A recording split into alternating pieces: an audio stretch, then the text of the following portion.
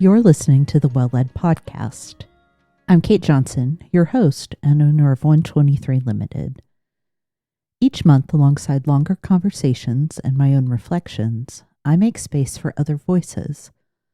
Short contributions from multiple leaders, practitioners, and thinkers. I believe hearing a range of perspectives deepens how we understand what good leadership really looks like. This month, we're exploring clarity. And in this episode, you'll hear brief reflections from two contributors. In fact, today's voices are women with whom I've worked in the past, who are now both dear friends.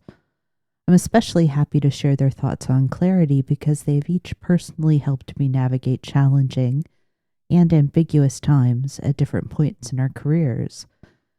Which is to say, I know they both understand how important it is for leaders to focus on being and staying clear. We'll hear one voice at a time, sharing responses to these questions. When have you lacked clarity in your work or goals?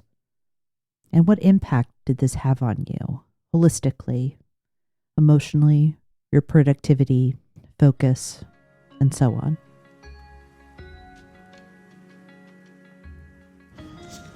Hi, my name is Amy Stockman.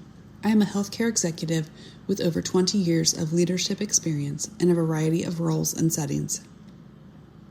I work in an environment that is ever evolving to meet the current demands of our patients and the community, governmental regulations, and ongoing clinical advancement.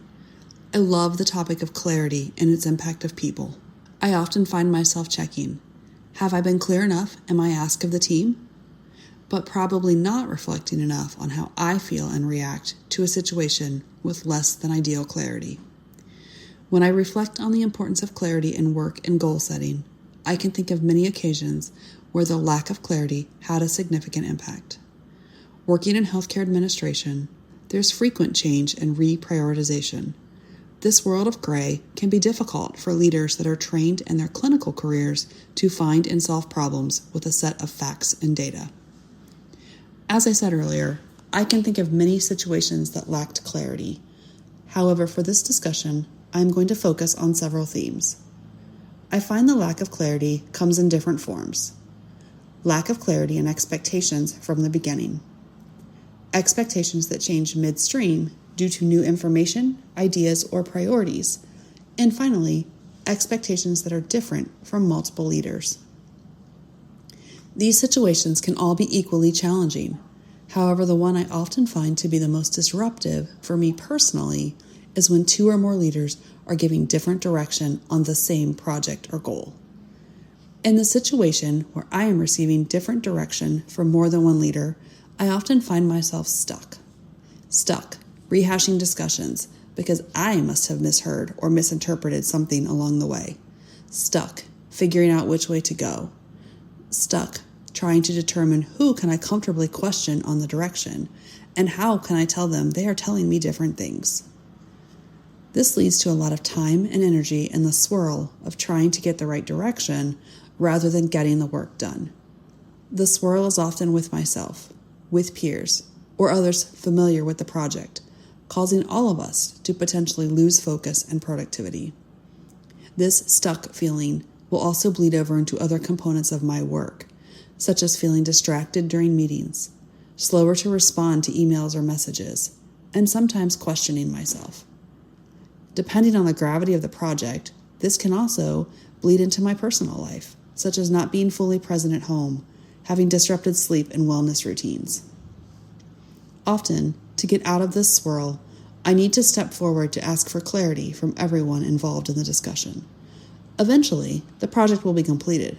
However, I am often rushed to get to a final product I can be proud of, still questioning if I am on the right track. Once completed, I sometimes find myself in a hangover with lack of focus for a few days, still thinking about what could have been different, rehashing discussions, rather than moving on to the next project or work item.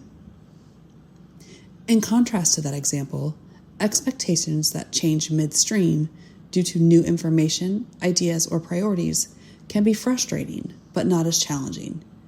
These are often less disruptive to overall focus and productivity if approached in a way that describes why we need to make the change. I appreciate leaders who can say, "We need to make a change as we learned something new this week." Or, "I know you have been working on that project. However, with the newest information, we believe it is time to put that aside and focus on something different." This situation will still impact focus. However, I find it is short-lived and does not put me in a place of questioning myself. Each of these situations has the potential to have a profound impact on focus and productivity. I think the item that often is not thought of is that once out of the immediate situation, the lingering effects can carry on in the future. These can include ongoing lack of motivation and focus, or even worse, a lack of confidence in your work.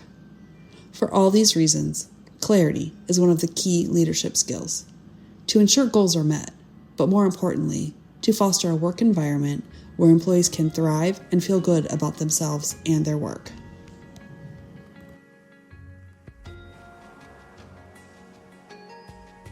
My name is Michele Wilson.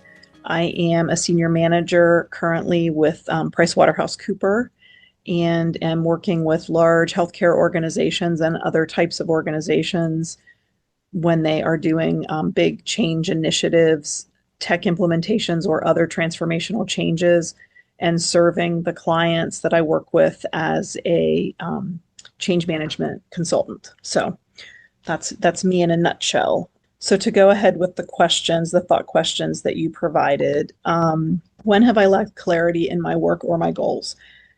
I would have to say that I have lacked and lack clarity in my work and my goals when there is not clear leadership or clear guidelines or clear framework. So one of the things that I know about myself, and I think this is important for people to know about themselves, is that in order for me to do my best work and to reach my goals and to be successful, I need some level of external framework. I'm an extroverted person.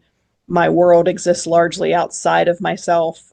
I have lacked clarity when I don't have a framework within my work. So that's something that I require. And that is usually brought on by either an organization that you're working for, or in my case, as a consultant, when I'm working with and for a client, there is some kind of a framework that we are all functioning within.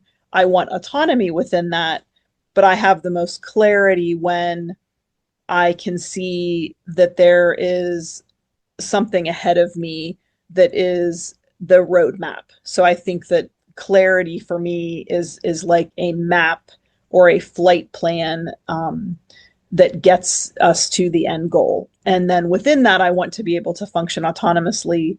And that provides clarity for me as well, that I have autonomy, that I have agency. And so that is when I have lacked it, is when I don't have either a roadmap or I don't have the autonomy or the agency to function within it. And what impact did this have on me holistically, emotionally, productivity, etc.?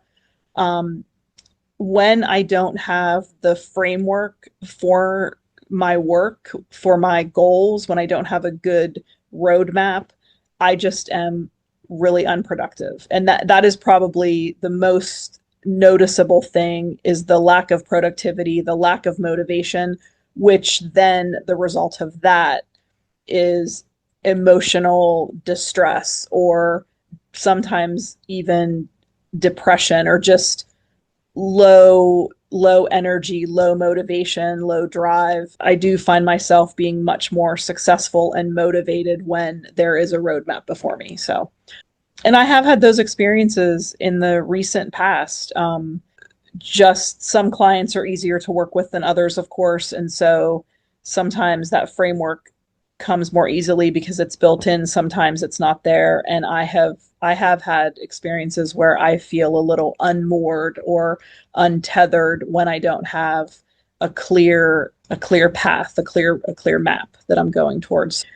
Thank you for listening. Thank you for asking the questions. Thank you for being someone who requests my thoughts on leadership, because I think that just being required, or being requested, I should say, to think about leadership does provide more clarity for me as a leader. So thank you for being someone who does that for me and with me.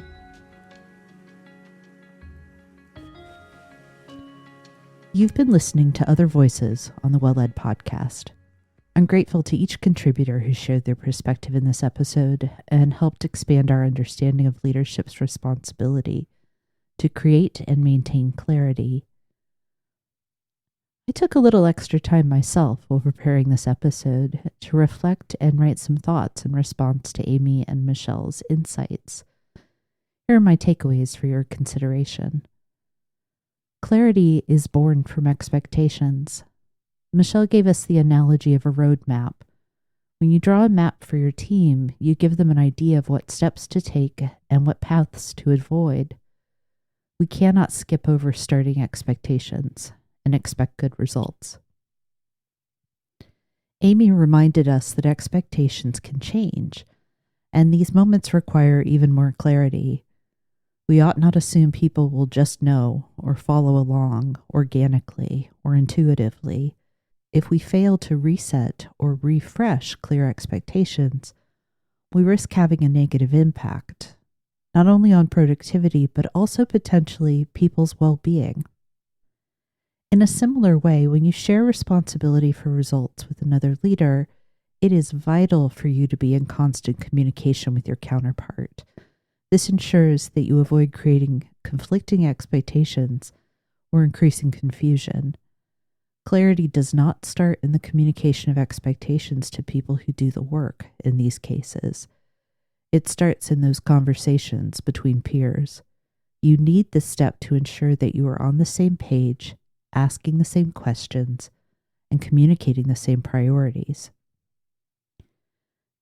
Clarity does not restrict or limit employee scope or agency. Your efforts to create clarity in your purpose, communication, and relationships is not a form of micromanagement. In fact, clarity done well will create freedom and delineate autonomy and responsibility for your employees. And last, when we put effort into reflecting on our leadership experiences and practices, it has the benefit of increasing clarity. So a moment of daily reflection on your responsibilities, purpose, and priorities will only serve to improve your leadership.